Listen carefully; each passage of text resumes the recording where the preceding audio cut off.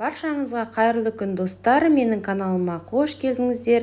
Бүгін сіздермен бірге құрамы бір ғана бананнан тұратын өте дәмді, балаларымыздың сүйіп жейтін және жұп-жұмсақ болып шығатын панкейкидің рецептін ұсынатын боламын. Міндетті түрде дәл осы рецептпен жасап, отбасыларыңызды қуантыңыздар. Ал кеттік, ендеше бастаймыз. Ең әуелі бананның қабығын ашып аламыз. Бізге бір дана банан қажет болады. Енді бөліктерге бөліп ыдысымызға салып алатын боламыз. Және осындай құралдың көмегімен немесе шанышқының көмегімен бананды майдалап езіп алатын боламыз. Мінекей, осылай езіп алдым. Енді осы езілген бананның үстіне бір дана жұмыртқаны саламыз және 2 ас қасық қантымызды салып, жақсылап қасықтың немесе венчиктің көмегімен жақсылап араластырып алатын боламыз. Мінекей, осылай қантымыз ерігенше араластырамыз. Енді үстіне ұнымызға разрыхитель қосып аламыз.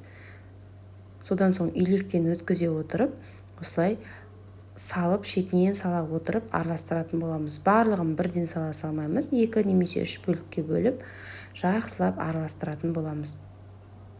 Құрамындағы заттарын төменде описание бөліміне қалдырамын. Төменнен қарасаңыздар болады. Барлығын жақсылап араластырамыз. Бізде қою осындай масса болады. Одан ешқандай қорықпаңыздар. Енді осы қою массаның үстіне жып-жылы сүтімізді құйып жібереміз. Және 2 ас қасықтың көмегімен сұйық майымызды құйып аламыз. Енді барлығын жақсылап біріктіре отырып, осындай венчиктің көмегімен біркелкі масса болғанша жақсылап асықпай араластырып алыңыздар. Мінекей, бізде осындай сұйық массамыз пайда болады.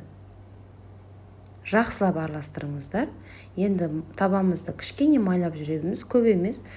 Табамызды майлап, жаңағы сұйық болған массамызды мінекей қасықтың көмегімен бір ғана қасықтан сала отырып, орташа отта пісіретін боламыз. Міндетті түрде отты орташа отқа қойыңыздар. Қатты болса күйіп арасы піспей қалады.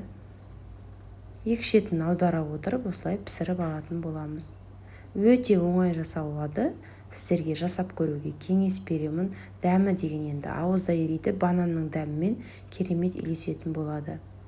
Достар, қазақша контенттің дамуына үлес қосып, каналыма тіркелмеген болсаңыздар, тіркеліп, лайк басып, пікір қалдыруды ұмытпаңыздар.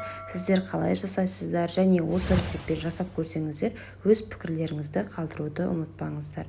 Мінекей, біздің осымен өте дәмді банановый панкейкілеріміз дайын.